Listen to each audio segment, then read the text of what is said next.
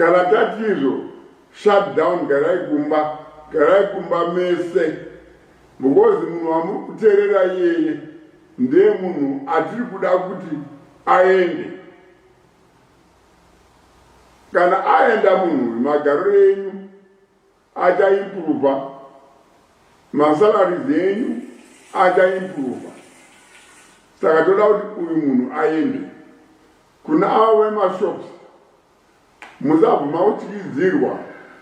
Takazwa kuti vamwe vemusika vainzi tinokutorerai misika iyoyo.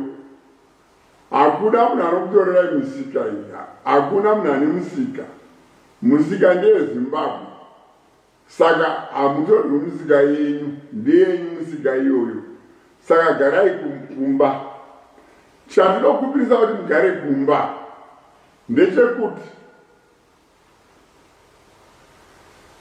pakurwisana kuchaitwa zvigananda izvi, zvimwe zvacho zvina mabodyguards ane futi, zvimwe zvacho zvakatsvagirwa mamesinari ane futi, panokwanisa kuita exchange yefuti.